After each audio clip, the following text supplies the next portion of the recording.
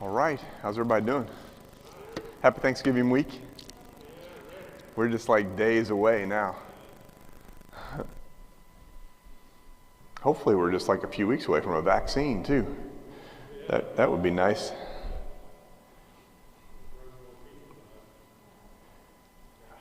I read something that they were thinking that they could get 20 million doses in December for the phase 1 people, like first responders, teachers, and more experienced. And then they're thinking 30 million a month after that. They're thinking like by May we should be good. Am I echoey or y'all can hear me all right?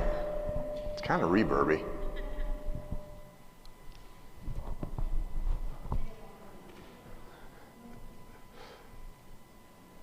If the sound doesn't work online, we'll know immediately.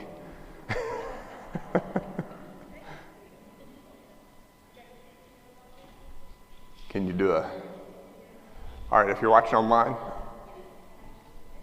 cameras on and everything? Alex? So hello to everybody online, making everybody here? Excellent, okay, very good. Well, my standard question before we get started, anything on your mind before we start talking about Song of Solomon? This is a pretty straightforward book, so it's gonna make you blush a little bit, but other than that, nothing controversial other than that.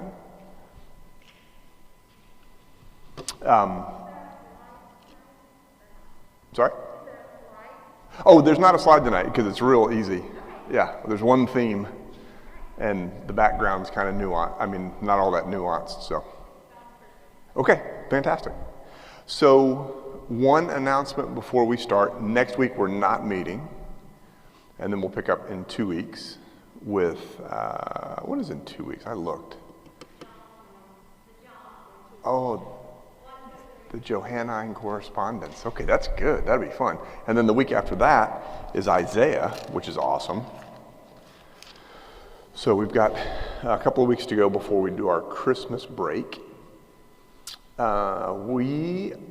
My family is just staying at our house, so it's just gonna be the 4 of us for Thanksgiving this year. We're gonna quarantine, so I'm not sure what everybody else is doing, but everybody staying at home? All right, that seems like the safe path right now. This Sunday, or like this morning in church, was Christ the King Sunday. I love Christ the King Sunday, and I love that the decorations have been up in the sanctuary for a while, and now it's officially okay to have the decorations in the sanctuary. There's a big old Santa sled next to the tree in the narthex, if you haven't seen that yet, so it's going to be fun. So this week we are doing the Song of Songs. This is also called the Song of Solomon. It's also called the Canticles. Like linguistically, Song of Songs means like the sublime song, the awesome song, the superlative song. It's called Song of Solomon because it's attributed to Solomon, like the other wisdom literature. Does that really sound okay in here? Does this sound okay to you, Alex? Does it sound okay to you? It just sounds echoey, but it always sounds like that to me. It's attributed to Solomon. He's mentioned in the 3rd and 8th chapter, but really he's mentioned in those chapters more as a model or a role model, than as an author. So there's nothing internally that would indicate that Solomon wrote it. There's no internal evidence about the dating really. And this tends to get read allegorically in the church's history.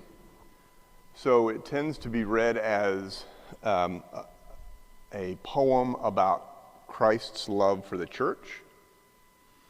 Jewish theologians read it allegorically as God's love for Israel. And that's the only way that it made it into the canon. So as late as the 2nd century AD, the rabbis were still not completely on board with including it in the canon because there is so much innuendo in it. I mean, it's just laden with innuendo. It is very much a love song. It's love poetry. Like it's so, rather than having been written by Solomon, who was writing in the wisdom tradition, this could easily have been written by like an artist, like a singer, like a love song singer. I mean, it is, there's no internal evidence that it's intended to be read in any way than a love poem like romantic love, like regular, secular, human love. It's got some connections, comparisons to like wedding songs in the ancient Near East. So if you were to read some stuff that was contemporaneous in other cultures, that there's like some phrasing and some what's the word I'm looking for? Like metaphors that are similar to elsewhere in the culture, but it really is just straight up a love song. The theme is love, beginning and end, and we're going to read the whole thing because it's fun. Now, when my Old Testament professor read this, anytime there was any kind of innuendo, and I'm talking about like sexual innuendo, he would go like this. So if he started talking about figs and blossoms and stuff, he'd be like, you're like this. So I know we have Jack watching probably from Sherman. Is he? Okay. So we have a child on, so I will keep it clean for sure. This is a family show. But the level of innuendo in here is why the rabbis were very hesitant to even include it. But it's beautiful. I've done weddings like this. The excerpts from Song of Songs that are intended for weddings, I'll point them out when we get there. That's what we had read at our wedding, when Whitney and I got married. It's just beautiful love poetry. So, all right, let's just get started. Okay, the Song of Songs, which is Solomon's. Again, that's a later editor's edition. Just going to start out strong here. Let him kiss me with the kisses of his mouth, for your love is better than wine. Your anointing oils are fragrant. Your name is perfume poured out. Therefore, the maidens love you. That's not allegorical. That's just straight up love. Draw me after you. Let us make haste. The king has brought me into his chambers. Uh-oh. We will exult and rejoice in you. We will extol your love more than wine. Rightly do they love you. I am black and beautiful, O daughters of Jerusalem, like the tents of Kedar, like the curtains of Solomon. Do not gaze at me because I am dark, because the sun has gazed on me. My mother's sons were angry with me. They made me keeper of the vineyards, but my own vineyard I have not kept. I'm not going to read it this way, but there's a way to read this where it's like a woman who's preparing for her wedding, and then like the maidens attending her, like the maids of honor, are kind of responding. There's like this call and response thing going on. Different scholars interpret who's saying what when differently. So you could read it that way. You could read it as a multivocal poem. But even if you don't read it that way, I think you probably get the point. So verse 7, tell me, you whom my soul loves, where you pasture your flock, where you make it lie down at noon. For why should I be like one who is veiled beside the flocks of your companions? If you do not know, O fairest among women, okay, so that's obviously the woman speaking. Here's the man speaking. If you do not know, O fairest among women, follow the tracks of the flock and pasture your kids beside the shepherd's tents. I compare you, my love, to a mare among Pharaoh's chariots. Your cheeks are comely with ornaments, your neck with jewels, strings of jewels. We will make you ornaments of gold studded with silver. While the king was on his couch, my nard gave forth its fragrance. My beloved is to me a bag of myrrh that lies. I can't even read it, but I was a youth minister for a long time, so I have a little bit of junior high ministry in me here. So my beloved is to me a bag of myrrh that lies between my breasts. My beloved is to me a cluster of henna blossoms in the vineyards of En-Gedi. I'm just going to let your imagination run with what's innuendo and what it's referring to. Ah, you are beautiful, my love. Ah, you are beautiful. Your eyes are doves. Ah, you are beautiful, my beloved, truly lovely. Our couch is green. The beams of our house are cedar. Our rafters are pine. I am a rose of Sharon, a lily of the valleys. As a lily among brambles, so is my love among maidens. As an apple tree among the trees of the wood, so is my beloved among young men. So this is, you hear it, right? So it's all in the first person, or most of it's in the first person. When the first person is speaking of the maiden, that's the man talking. And when the first person is speaking of the young men, that's obviously the woman talking. As an apple tree among the trees of, I'm going back to verse 3, of the wood, so is my beloved among young men. With great delight I sat in his shadow, and his fruit was sweet to my taste. He brought me to the banqueting house, and his intention toward me was love. Sustain me with raisins, refresh me with apples, for I am faint with love. Oh, that his left hand were under my head, and that his right hand embraced me. I adjure you, O daughters of Jerusalem, by the gazelles or the wild does, do not stir up or awaken love until it is ready. The voice of my beloved, look, he comes leaping upon the mountains, bounding over the hills. My beloved is like a gazelle or a young stag. Look, there he stands behind our wall, gazing in at the windows, looking through the lattice. Her father's probably not a fan of that, by the way, like he's kind of a peeping Tom here. My beloved speaks to me. Yeah, this is the wedding text. My beloved speaks to me and says to me, arise, my love, my fair one, and come away. For now the winter is past, the rain is over and gone. The flowers appear on the earth, the time of singing has come, and the voice of the turtle dove is heard in our land. The fig tree puts forth its figs, and the vines are in blossom. They give forth fragrance. Arise, my love, my fair one, and come away. Isn't that beautiful? I love that. And that's where the wedding text typically ends, but he goes on. O my dove, in the clefts of the rock, in the covert of the cliff, let me see your face, let me hear your voice, for your voice is sweet and your face is lovely. And then here, this section here, this verse is like a kind of a chorus. So you have the man speaking sometimes, you have the woman speaking sometimes, and then there's this unspecified chorus of voices that speak in the first person plural. So catch us the foxes, the little foxes that ruin the vineyards, for our vineyards are in blossom. My beloved is mine, this is the woman speaking. My beloved is mine and I am his. He pastures his flock among the lilies until the day breathes and the shadows flee. Turn, my beloved, be like a gazelle or a young stag on the cleft mountains. And then this is kind of a dream sequence here at the beginning of chapter 3. Upon my bed at night I sought him whom my soul loves. I sought him but found him not. I called him but he gave no answer. I will rise now and go about the city. In the streets and in the squares I will seek him whom my soul loves. I sought him but found him not. The sentinels found me as they went about in the city. Have you seen him whom my soul loves? Scarcely had I passed when I found him whom my soul loves. I held him and would not let him go until I brought him into my mother's house and into the chamber of her that conceived me.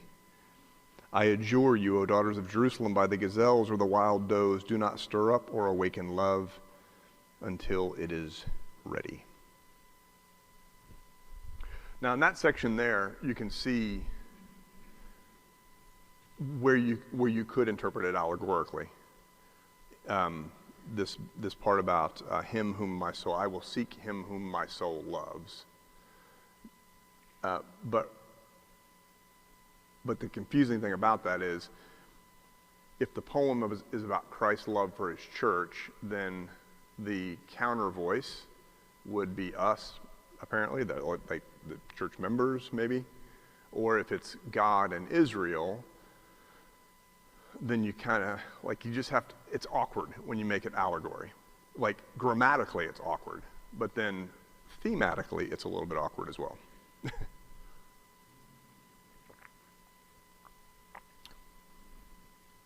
Okay, verse 6, chapter 3, verse 6. What is that coming up from the wilderness, like a column of smoke, perfumed with myrrh and frankincense, with all the fragrant powers of the merchant? Look, it is the litter of Solomon. Around it are 60 mighty men of the mighty men of Israel, all equipped with swords and experts in war, each with his sword at his thigh because of alarms by night. King Solomon made him a palanquin. It's like a portable shrine from the wood of Lebanon. He made its posts of silver, its back of gold, its seat of purple. Its interior was inlaid with love. Daughters of Jerusalem, come out. Look, O daughters of Zion, at King Solomon, at the crown with which his mother crowned him on the day of his wedding, on the day of the gladness of his heart. Okay, now here, this section is the man talking. How beautiful you are, my love, how very beautiful. Your eyes are doves behind your veil. Your veil. Remember, this is the Middle East, right? Your hair is like a flock of goats. I don't know. Would that do it? Would that woo you, Ashley?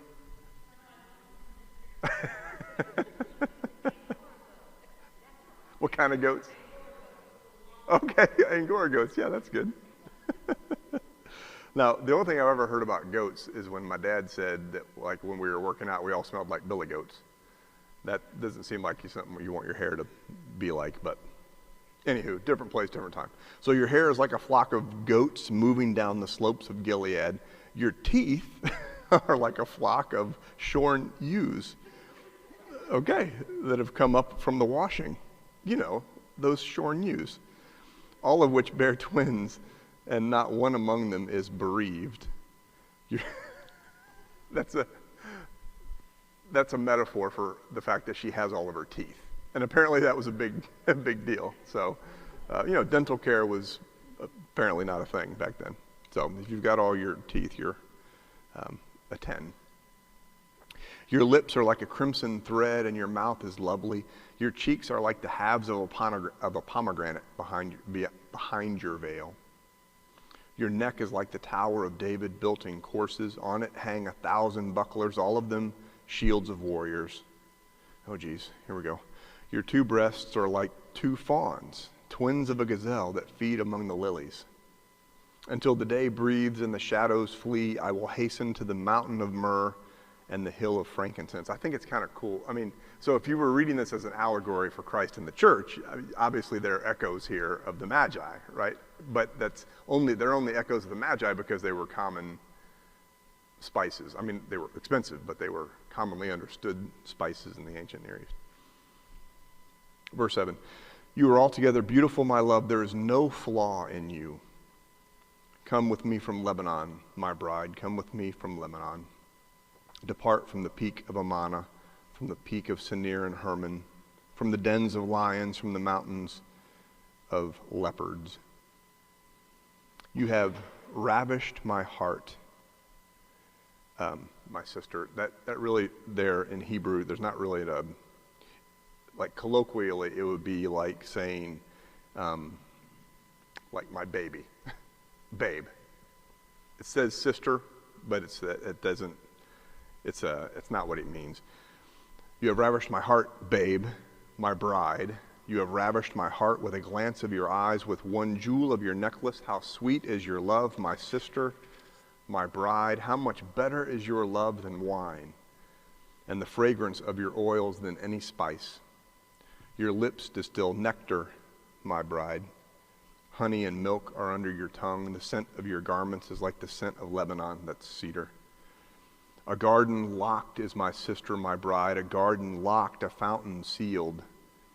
Your channel is an orchard of pomegranates with all choicest fruits, henna with nard and saffron, calamus and cinnamon, with all trees of frankincense, myrrh, and aloes, with all chief spices, a garden fountain, a well of living water, and flowing streams from Lebanon.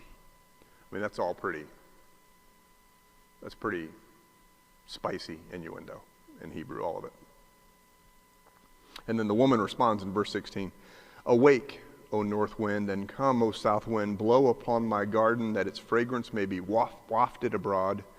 Let my beloved come to his garden and eat its choicest fruits." I mean, that's, you can see, if this is truly a love poem, you can see why rabbis would be very hesitant to include it. Not because it's not, I'm sure, beautiful poetry in Hebrew, but because, it's a little, you just can't read it with the kids around, really.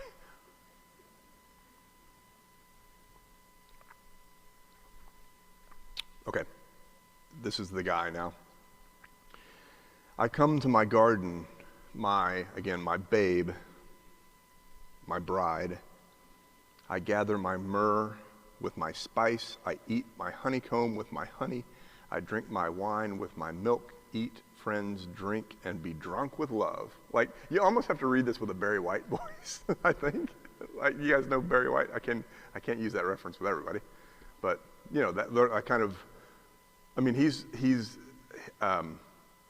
he's being very romantic here, is what I'm saying. And then it goes to a dream sequence again. "I slept, but my heart was awake. Listen, my beloved is knocking.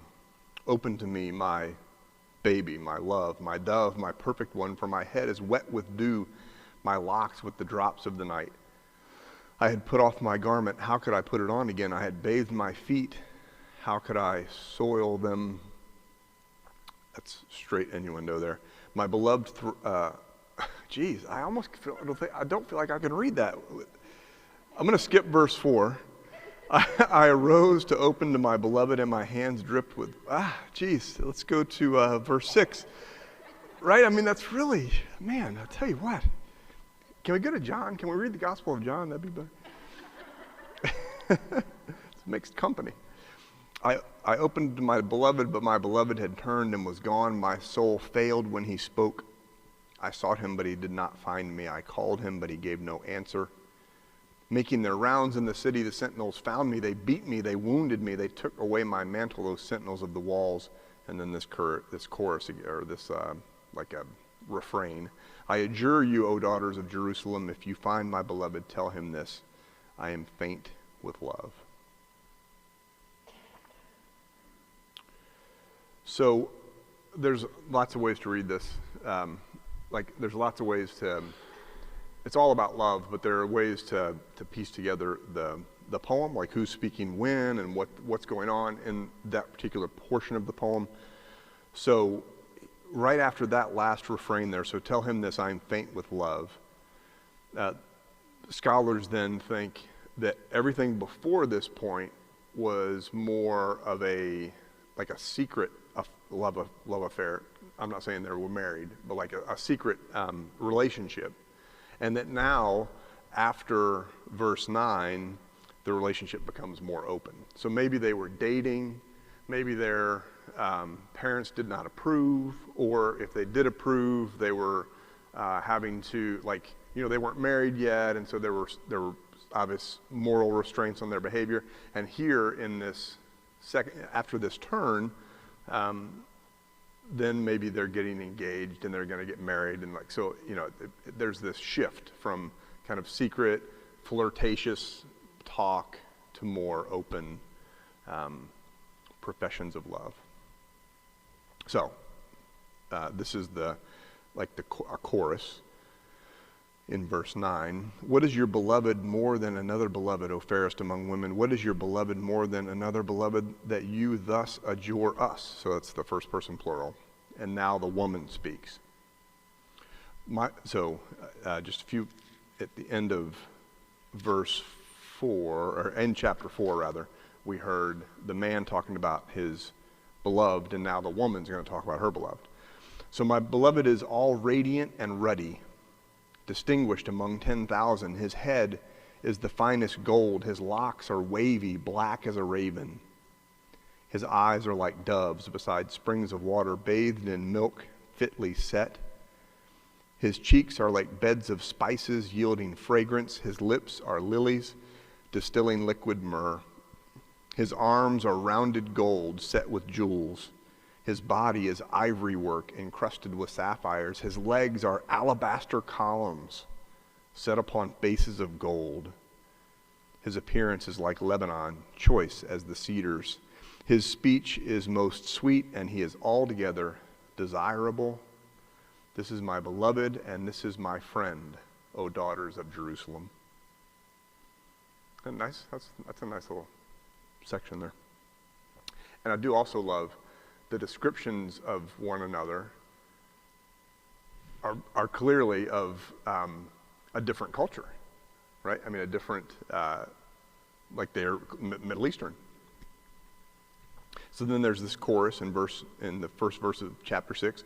Where has your beloved gone, O fairest among women? Which way has your beloved turned, that we may seek him with you? And then the woman responds to this chorus. My beloved has gone down to his garden, to the beds of spices, to pasture his flock in the gardens, and to gather lilies. I am my beloved's, and my beloved is mine. He pastures his flock among the lilies. And then the man speaks. You are beautiful as Tirzah, my love, comely as Jerusalem, terrible as an army with banners. I love that. She's a strong woman, that's what he's saying. She's no pushover. Turn away your eyes from me, for they overwhelm me. Your hair is like a flock of goats. There we go again, moving down the slopes of Gilead. Apparently those Gilead goats were the bomb back in the day. And you have a full set of teeth, and I love that you have a full set of teeth. It's very unusual this age. That's verse 6. Your cheeks are like halves of a pomegranate behind your veil. I just love that. I mean, that's very cool. I have no idea what a half of a pomegranate looks like. Do you? Is it red? I mean, it's red on the outside, on the inside and the outside? Okay, so she's got rosy cheeks. So she's got goat-like hair, a full set of teeth, and rosy cheeks. Okay, that's good.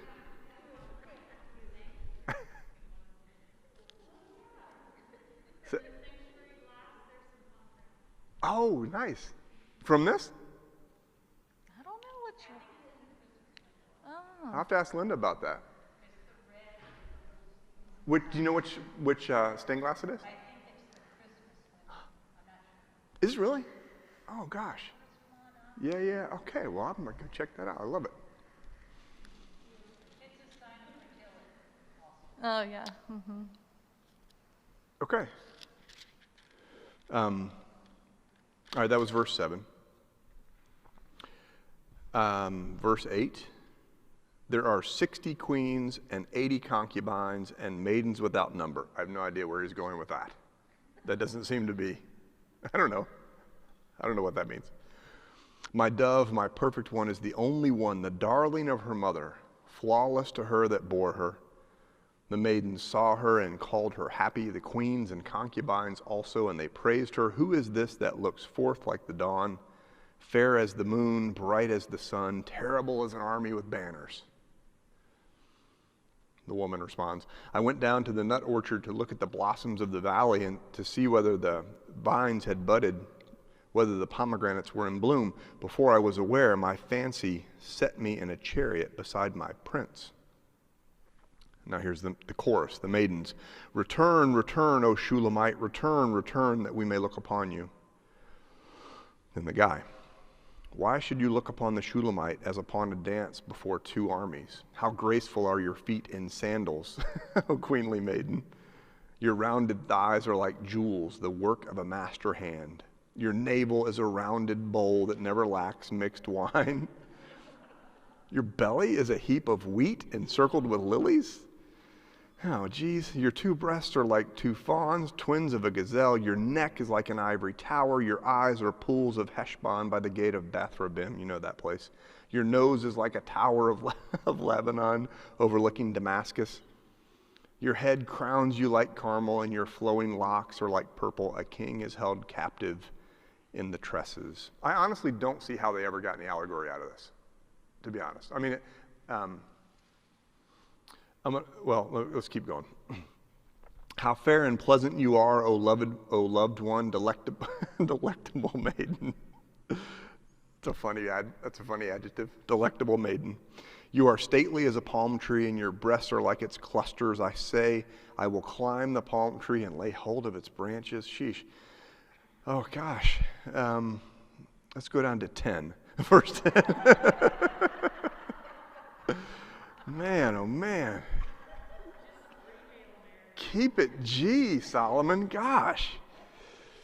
I am my beloved's now this is the woman. I am my beloved's, and his desires for me. Come, my beloved, let us go forth into the fields and lodge in the villages. Let us go out early in the vineyards and see whether the vines have budded, whether the great blossoms have opened and the pomegranates are in bloom. There I will give you my love. The mandrakes give forth fragrance, and over our doors are all choice fruits, new as well as old, which I have laid up for you, O my beloved. Oh, that you were like a brother to me who nursed at my mother's breast. I'm not sure why that would be good. If I met you outside, I would kiss you, and no one would despise me. Oh, I see. Then I could kiss you, and then people wouldn't think that was weird. I think I would think it was weird, but whatever. Verse 2. I would lead you and bring you into the house of my mother and into the chamber of the one who bore me. Sheesh. I would give you spiced wine to drink, the juice of my pomegranates. Oh, that his left hand were under my head, and that his right hand embraced me.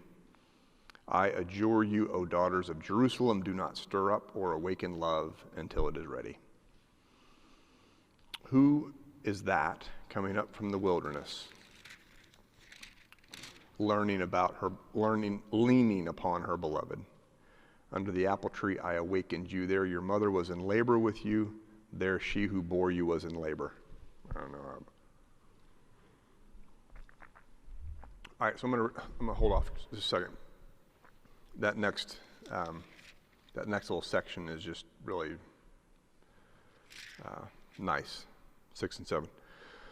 So, in all seriousness, I think it's a really important theological statement that a poem so clearly about not just love, but like the physical expression of love made it into the Bible. Because for a long time, the church, I'm talking about in the Christian tradition, and I can't speak for the Jewish tradition, but the Christian tradition has had this very kind of unhealthy view of sexuality, that it's somehow something to be ashamed of or something to be hidden. And the fact is, healthy sexuality and a committed relationship, and clearly we've got moral standards regarding when and how and with whom, but that is it's a gift of God, right? I mean, it's the way the race perpetuates. Like it's ordained to be not just good, but very good in the first chapter of Genesis. The fact that we have a physical connection with the people that we're with our spouses. And so the fact that just an openly, what's the word I'm looking for? It's a very sensual book. And the fact that it made it into the canon, I think is a good reminder that healthy, like the healthy expression of sexuality is not anything that we should minimize or shame or in any way like diminish. Like it's part of life. I mean, it's the way life continues. So the church getting over its hang up on that, I think, is a good thing. This is the section. I just love this section here. This little verses 6 and 7 are just so fantastic at a wedding. Set me as a seal upon your heart. as a seal upon your arm. So now she's talking about open love, right? We're not trying to hide anything. This is like a committed, like a marriage. For love is strong as death, passion fierce as the grave. That is great. That's the way love is supposed to be. Its flashes are flashes of fire, a raging flame. Many waters cannot quench love, neither can floods drown it. If one offered for love all the wealth of one's house, it would be utterly scorned. It's awesome. That is awesome. That is what our marriage relationships should be. And so when we like the best part of a wedding ceremony for me, I've done a fair number of them now, is the vows. Like turn to each other and look at each other and hold each other's hands, and here is what you're committing to. It's not about the money. It's not about the beauty. It's not about the health. Like all of those things will come and go. It's about your commitment to one another and how your relationship then bears witness to the love of God in the world. And that's the way in the Methodist Church, the benediction at the end of a wedding, after the vows and after all the other liturgy, is bear witness to the love of God in this world, so that the stranger you meet will find in you a generous friend. Like that's awesome. And so the fact, like God blesses that, and God doesn't just bless that. God, through the Holy Spirit, included a whole poem about it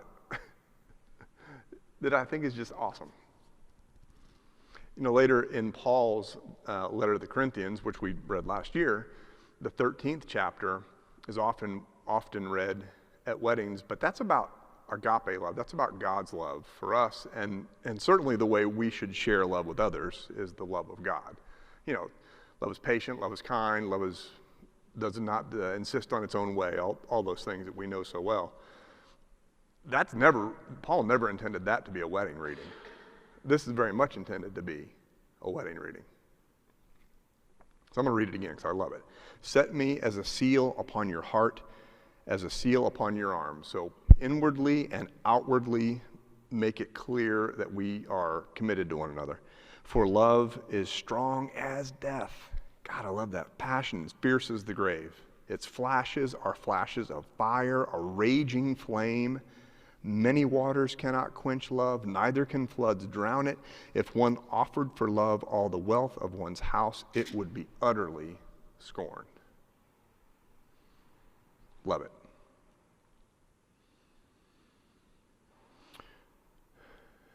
And then there's a whole bunch of breast talk in those last verses. I think I'm just going to skip over. Let's see. Is there anything I remember?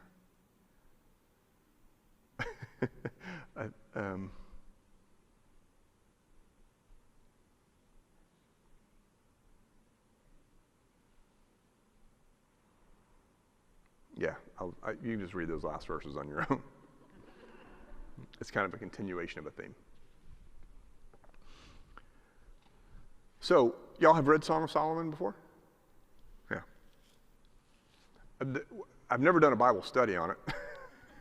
I've only read it in the context of like a survey. But I mean, the only slide you can see there, the slide would have said the theme is love. Solomon probably didn't write it, but you probably already knew that, and it's about love. Okay. Well, any questions? Any thoughts? Anything on your mind other than Song of Solomon?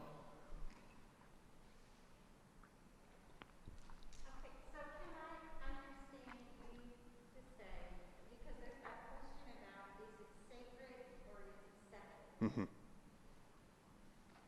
I understanding correctly that it leans more to the secular? That's a great question. So the question is I made the distinction between like a secular poem and and sacred literature. So secular just means like worldly, and it's really important I'm glad you brought this up because it's important to be clear about these terms. So secular means worldly, sacred means set apart. So the fact that it's in the Bible makes it sacred literature, which is important because and this is me talking now. This is not, so the tradition would say it's sacred literature because you can read into this an allegory for Christ and his church. And then before then, an allegory for God and Israel. That's what makes it sacred, and therefore we put it in the Bible. I actually think it's better to be clear that it's not about that. It's actually about romantic love, and that, in fact, is sacred when it's expressed in a healthy way. Does that make sense? I think it's more, personally for me, it's more powerful that a romantic love poem ended up in the Bible. I've got plenty of other stuff to tell me about how Jesus loves me. I don't want to read Jesus into this, to be honest with you. I got lots of other stuff that tells me about that. I want to know that my marriage is actually sacred. I mean, I know that intuitively, and there are other things that tell me that. But the fact that a whole poem was included right before the major prophets, I think is really, really cool.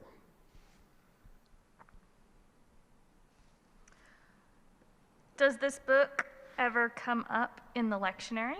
Asks Ford Griffith. So who asked that? Ford Griffith. Ford. So it does, but not the saucy parts. not the stuff that I skipped. So the stuff that comes up in the lectionary is the stuff that's typically read at weddings. Arise, my love, my fair one, and come away. And then the last thing that I kind of spent a little bit of time on. And in fact, Valentine's Day in 21 is a Sunday, and I'm going to preach on this. Oh, that's awesome. Yeah.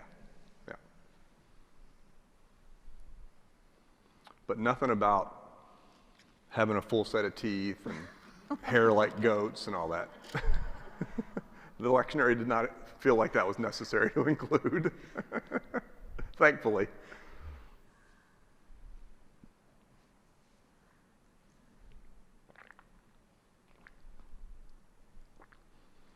Any others? I've got a little thing I'm going to close with. Well, is this where the dowry thing came from? The dowry? You know, there were in certain cultures there was a dowry. Yeah. The bride, okay, so she needed hair like a goat and Yeah, that's right. So I'm sure the dowry preceded the writing of this, but there's probably like cultural echoes between the two. Yeah. Here's another thing about this poem. When you read it, and I'm really glad you mentioned that too, because this is, like we all know that most of the Bible, how do I want to put this? I mean, all of the Bible was written in an age that was very patriarchal. There are many places in the Bible where that patriarchy kind of shows up, and we've deconstructed some of it along the way. There's none of that in here. In the Song of Solomon, they were equal partners, and I love that. Like it's implied, but they're kind of both openly enamored of one another, and there's no deferral to the father by the woman. You know, she's still openly pursuing this guy, and he's openly pursuing her, and there's a mutuality in the like in the innuendo and everything else that I think is extremely refreshing as well.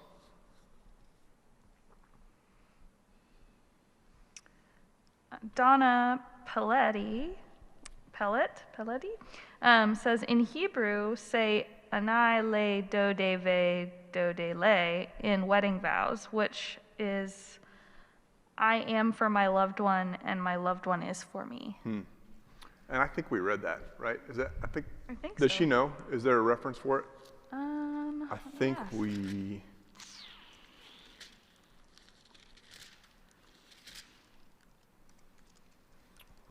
let's see.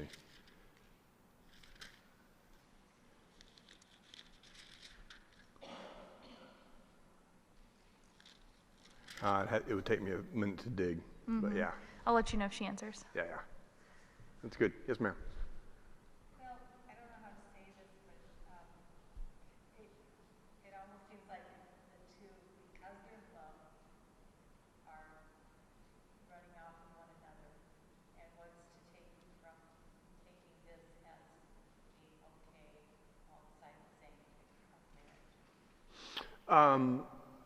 So, it's the turn at the end where it becomes not this private pursuit, but like a public proclamation. So scholars read into it. So think of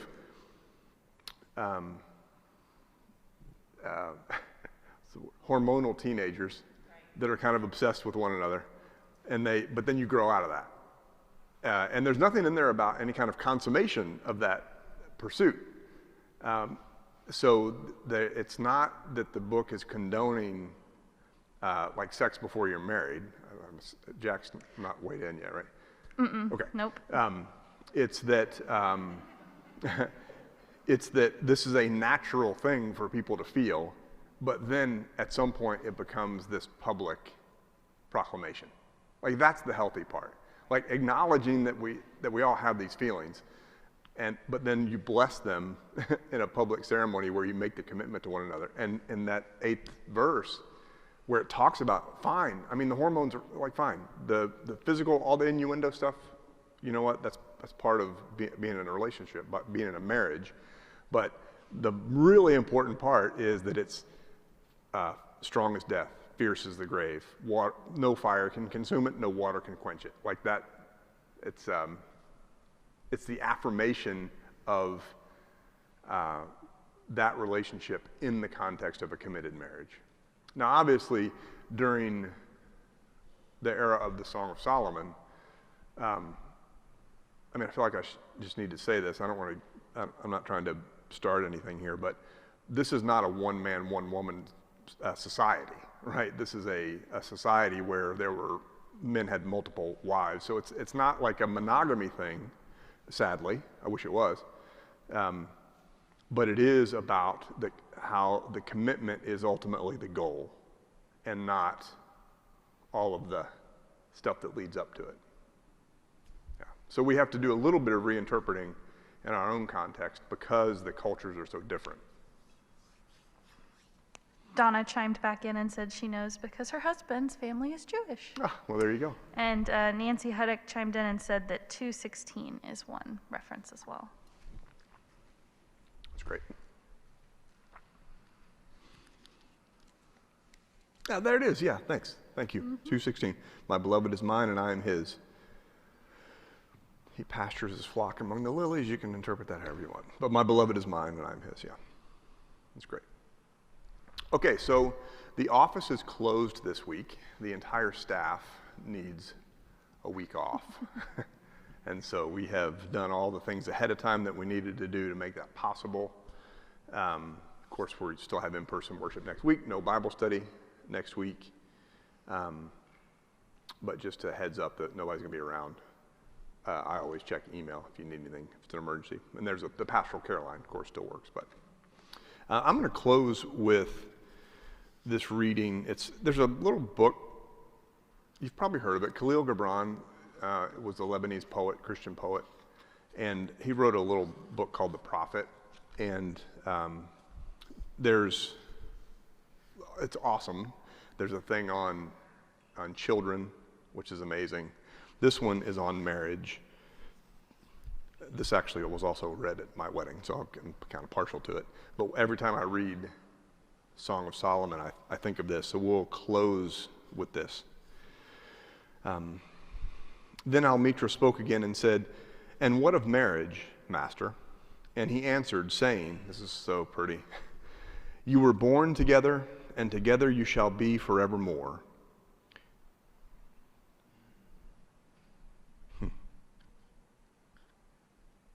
Sorry, I've read this a few times at weddings and funerals. "You shall be together when the white wings of death scatter your days." Isn't that beautiful? You shall be together when the white wings of death scatter your days. I you shall be together even in the silent memory of God. But let there be spaces in your togetherness, and let the winds of the heavens dance between you. Love one another, but make not a bond of love. Let it rather be a moving sea between the shores of your souls. So good. Fill each other's cup, but drink not from one cup. Give one another of your bread, but eat not of the same loaf. Sing and dance together and be joyous, but let each one of you be alone, even as the strings of a lute are alone, though they quiver with the same music. Give your hearts, but not into each other's keeping, for only the hand of life can contain your hearts. And stand together, yet not too near together, for the pillars of the temple stand apart, and the oak tree and the cypress grow not in each other's shadows.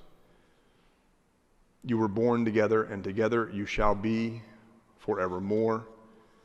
You shall be together when the white wings of death scatter your days. You shall be together even in the silent memory of God. Mercy. That was good. All right, y'all. Have a wonderful, wonderful Thanksgiving. God bless you, and we'll pick up in 2 weeks with John. Our first letter, like 3 letters of John. That's awesome. That'd be great. Thanks.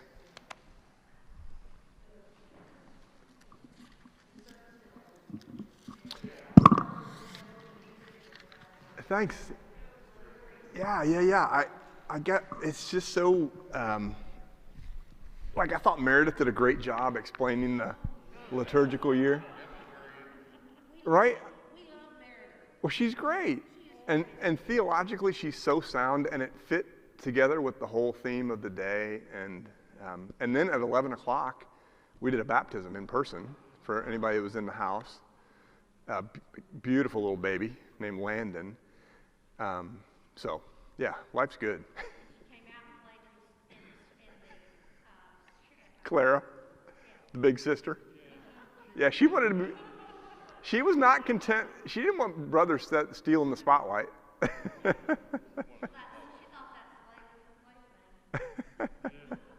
like Thank you. Thanks, you too. God bless you.